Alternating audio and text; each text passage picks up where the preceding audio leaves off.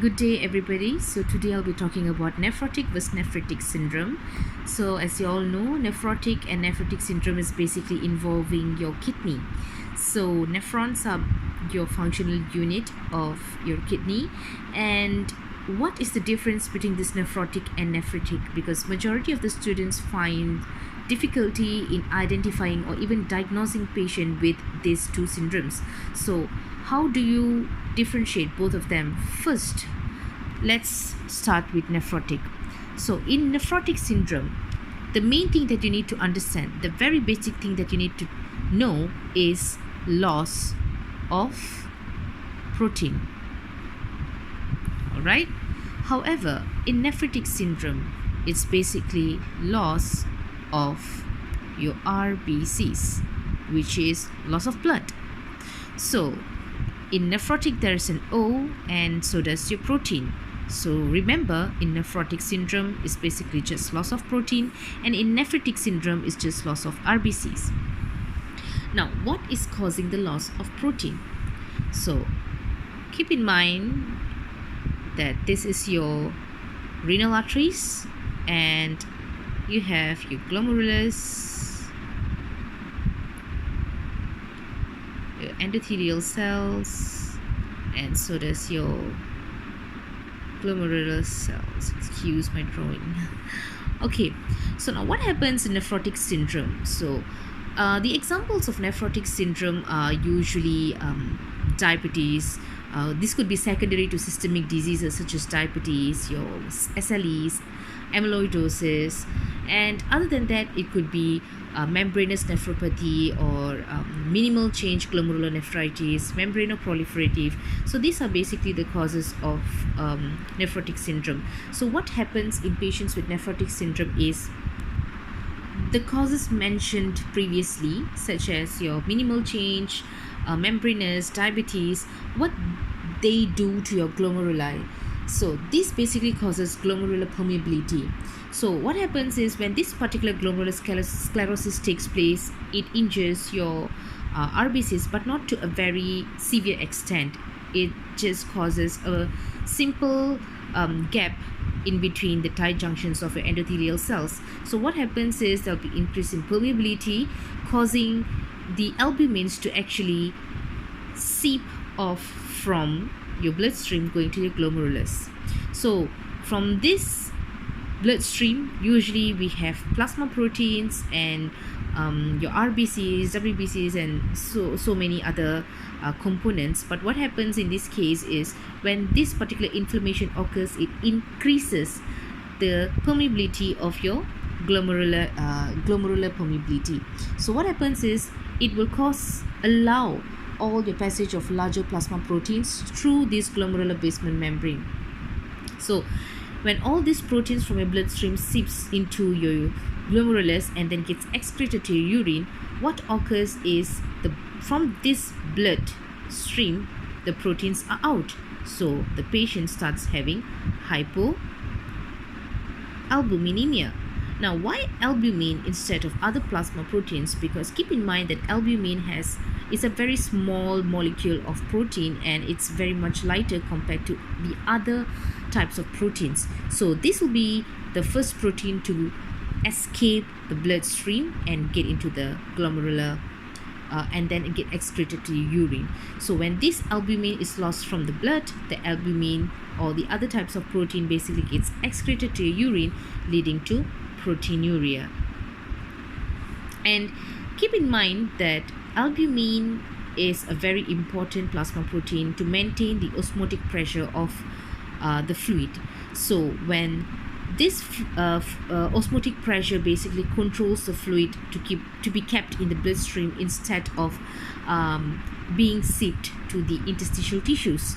So when this albumin is lost from the blood, the patient lost the osmotic pressure.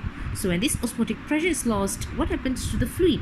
All the fluids from the bloodstream gets into the interstitial tissues, causing edema.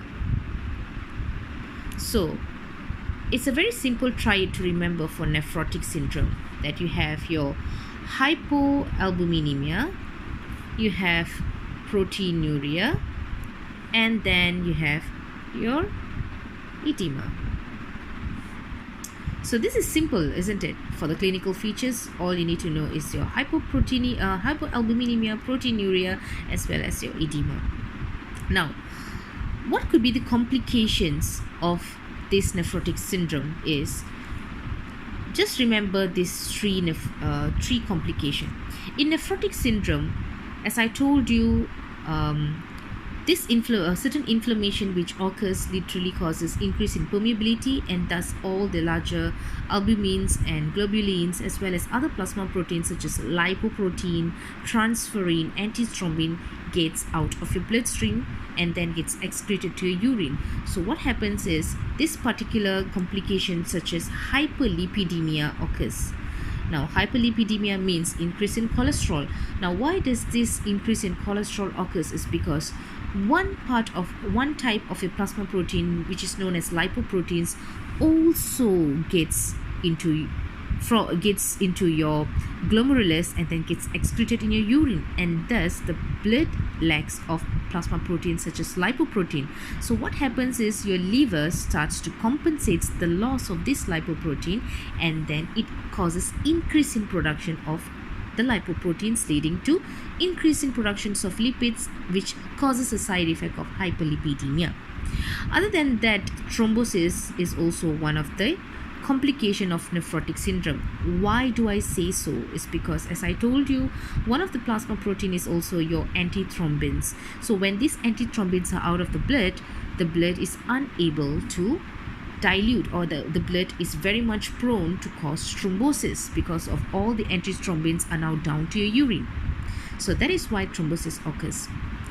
And last but not least, infection. Why infection? Because immunoglobulins, other complement activators, are also out of your blood and it goes to the urine. So when all these proteins are present in the urine, you lack of immunoglobulins and all the functions of plasma protein to your body function. So thus, when immunoglobulins and complement activators are out of your body, especially your bloodstream, the particular patients are prone to infection because there will be no immunoglobulins to fight of the infection. As well, there are no complement activators as well. So these are basically the pathophysiology behind nephrotic syndrome, as well as the clinical features and the complications. Now, what about nephritic syndrome? As I told you, nephritic syndrome basically causes loss of RBCs, which means loss of blood. And why does this happen? So keep in mind that the causes of nephritic syndromes are very much leading to proliferation, such as rapid proliferative glomerulonephritis, post-streptococcal glomerulonephritis. So basically these are mainly from infection or inflammation, which basically leads to the proliferation of your glomerular basement membrane. So as this glomerular basement membranes gets proliferative,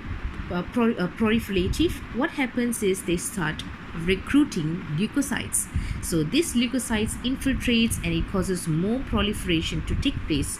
And this proliferation does not only occur in your GBM, which is your glomerular basement membrane, but also in your renal arteries, which is your afferent and your efferent arterioles.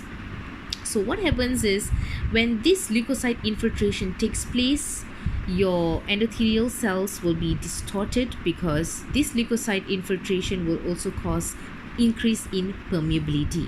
Basically, it destroys your endothelial cell and it causes more permeability, more gaps, and thus not only your proteins will get out of your bloodstream to the glomerulus, as well as your bigger components such as your RBCs, right? So when all your RBCs are basically passed to this glomerulus and then gets excreted in your urine, you don't only have proteinuria, but you also start having hematuria. And when this hematuria occurs, most of your blood RBCs, red blood cells, are basically passed down.